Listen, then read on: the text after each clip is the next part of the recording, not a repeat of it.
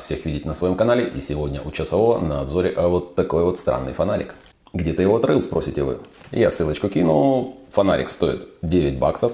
На обзоре он потому, что зачастую я слышу комментарии о том, что купил за 2, 3, 5 баксов классный фонарик, и он лучше, чем те фонарики, которые ты берешь на обзор. И вот я засомневался. Возможно, действительно можно дешево взять хороший фонарик, который ничем не хуже. Вот этот мне показался интересным. Почему? Во-первых, на нем указана яркость 2000 люмен, емкость 2000 мА, куча дополнительных режимов, офигенное количество основных светодиодов. Моделька называется D85.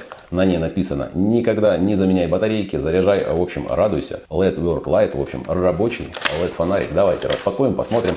Да, упаковка так ко мне пришла. Я ее даже вот тут чуть-чуть изолентой заклеил. Почему-то перевозчик решил немножко наступить на фонарик. Наверное, из-за цены. А вот такая вот инструкция. Естественно, никакого производителя здесь не указано. Но у нас здесь есть размеры. Причем это универсальная инструкция. Она идет на два фонарика. На тот, который поменьше, он 73 мм. И на тот, который побольше, 100 сантиметров. Этот побольше. Учитывая, что цена была 9 баксов и за тот, естественно, я взял побольше. За те же деньги лучше взять побольше. И, конечно же, в комплекте вот такой вот зарядный кабель Type-C и USB. В общем, самый обычный фонарик. Алюминиевый корпус, довольно легкий. Это реально алюминий. Сверху и снизу у нас стоят пластиковые заглушки. А вот здесь вот спрятался порт Type-C. Он себя стремится показать. Давайте попробуем, как он закрывается. Хорошо, кстати, закрывается. А сверху у нас вот такая вот пластиковая поверхность. Вот такой большой вырез для темляка. Темляка, кстати, положить забыли. Но не страшно, темляков у меня хватает. Плюс его можно крепить на джинсы, на магнит. И все это дело снимается и не ломается. Вот так он выглядит без клипса. Как-то он более гармонично выглядит с клипсой. Давайте назад оденем. Надеюсь, не поломается. Будет обидно.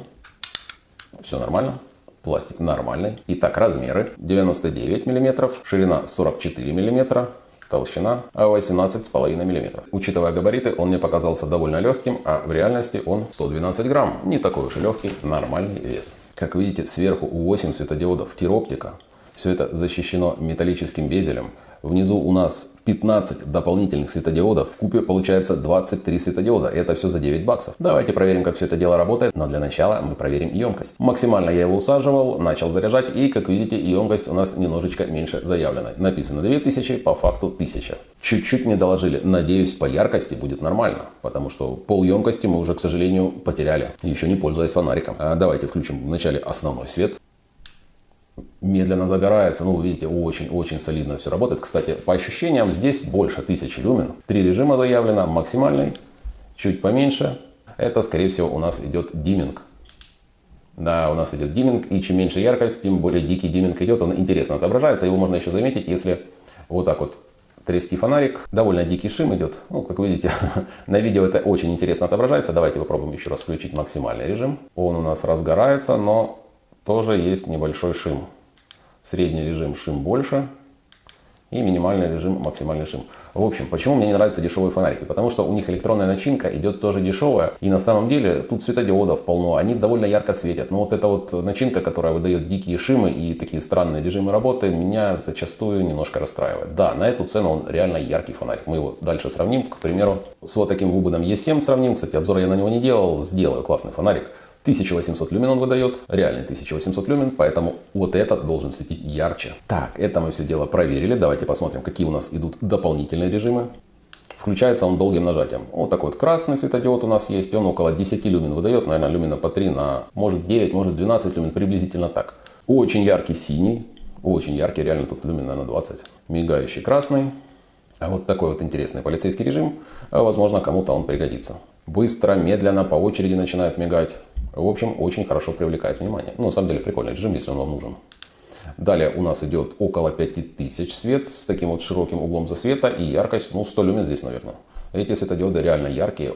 Дальше я покажу, как они светят в подъезде и на улице. На первый взгляд около 100 люмен. И еще один режим, это вот такой вот теплый свет. Чуть-чуть менее яркий, но довольно приятный, около 4000 кельвинов. И, по-моему, здесь нет димминга. Либо же он минимальный. В общем, вот эти фонари дополнительно светят лучше основного в плане качества света. У нас еще есть режим ультрафиолета. Не совсем ультрафиолет, это ультрафиолет с синей засветкой.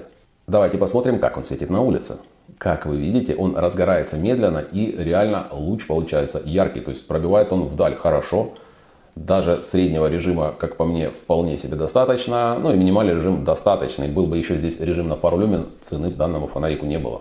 Но и так, как видите, он хорошо светит. А вот таким образом, к примеру, я свечу в саду. И, как видите, он пробивает метров на 40 просто шикарно. Даже средний режим, по-моему, пробивает. И минимальный вполне себе достаточный. Мне кажется, на свои 9 баксов он светит. Вот единственное, конечно, что у него вот этот дикий шим идет. Тут, если вас это раздражает, то, конечно же, брать такой вариант не стоит. Как видели, светит он очень неплохо. А какой у него по крепости магнит, давайте проверим. Нормальный. Естественно, он будет висеть только в таком положении. Но себя он держит, и на том спасибо. Но так как нас уже обманули на емкости, давайте проверим яркость. Запускаю программу люксометр. Она измеряет, сколько люкс попадает на датчик. Я, например, свечу в потолок этим фонариком, а потом, к примеру, вот этим. Этот выдает 1800, этот 2000. То есть у нас разница должна быть 10%. Даже если он выдаст столько же, сколько этот Wubin, то за 9 баксов это хороший фонарик. Давайте попробуем проверим. Как видите, лампа дает 2000 люксов. Но мы ее сейчас выключим и проверим отраженный свет вначале от данного фонарика, а после от Wubin E7. Как видите, у нас сейчас 0 люкс. Давайте включим данный фонарик. Ба-ба-ба-ба-ба-бам. Вот он светит в потолок, и отраженного света у нас получается 117 люкс. Давайте я переложу на другую сторону. С этой стороны у нас 130 люкс. 117 и 130 будем считать 122 среднее. И включаем Wubin. Wubin выдает 187 справа и 201 слева. Примерно у нас получается 194 среднее значение, а в No-Name фонарике у нас приблизительно 122.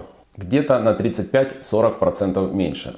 Пускай будет 35, и давайте возьмем 1800 люмен минус 35%, 1170, давайте округлим до 1100. В общем, немножко нас обманули. Яркость 1100, а емкость 1000. Ну, буквально в 2 раза. Но это нормально, фонарик за 9 баксов, он потому что хороший, поэтому немножко обманывает. Вот такие ситуации зачастую встречаются, потому что, во-первых, фонарик без каких-либо опознавательных знаков, фирме не стыдно, поэтому и, в общем, может немножечко вас обманывать. Это хорошие показатели для фонарика за 9 баксов, но, опять же, не 2000 и не 2000 мА. А сколько же он светит в максималочке, спросите вы? Конечно же, это дело все проверил. Включаю я турборежим, и приблизительно до 30 секунд он фактически не теряет яркость. Последующие 30 секунд он потихоньку начинает терять яркость, и приблизительно за минуту он теряет яркость более чем в 4 раза. Это плюс-минус нормально. Теряет он немножко больше, чем мог бы терять, но изначально он 30 секунд в турборежиме держит, это нормально, а учитывая, что он при этом не нагревается, то есть там нет никакой связи между корпусом и светодиодами, либо же она не очень хорошая, то 30 секунд это довольно много. Я думаю, его можно разобрать и как-то термопастой соединить с корпусом. Возможно, он будет дольше светить, но не уверен, что это реально возможно, и разбирать его не очень удобно. Он засовывается либо с этой стороны, поэтому я разбирать особого смысла не вижу, потому что как это потом все дело аккуратно собрать, я не совсем представляю, поэтому разбирать пока не буду. А вот таким образом данные светодиоды светят на улице. И, как видите, довольно ярко все получается. Неплохая, в принципе, у них яркость идет, и вот к дополнительным светодиодам особых претензий нету. Единственное, конечно, есть вопрос по ультрафиолету. Вот таким образом он светит в ванной.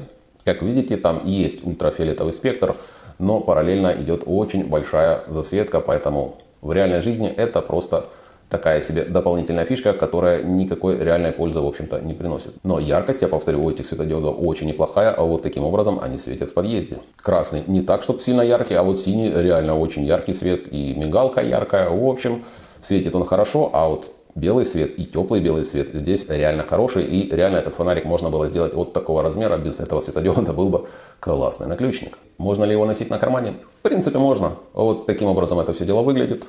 Он не сильно крепко зацепляется, но при этом, в общем-то, этой клипсой пользоваться можно. Был ли я разочарован данным фонариком? Абсолютно нет. Вполне себе адекватный фонарик. Естественно, если бы характеристики были честными, я бы его даже рекомендовал, несмотря на его димминг, потому что 2000 мА, 2000 люмен за 9 баксов было бы очень неплохо. А так это такой себе посредственный, не самый плохой фонарик. Пользоваться можно, но у меня есть намного более компактный фонарик. Многие его узнают. Это модель V7. Чуть позже мы сделаем на него обзор. И он намного более интересный, хотя цена у него такая же. Какие выводы по фонарику D85? Обычный посредственный китайский фонарик с хорошими дополнительными режимами, но не очень хорошим основным режимом. Он довольно яркий, имеет просто бешеный шим. Но при этом собран качественно, есть у него даже магнитик, есть клипса. В общем, рекомендовать не могу, но возможно кому-то такой фонарик подойдет. Помещаю его в рубрику «Странные вещи».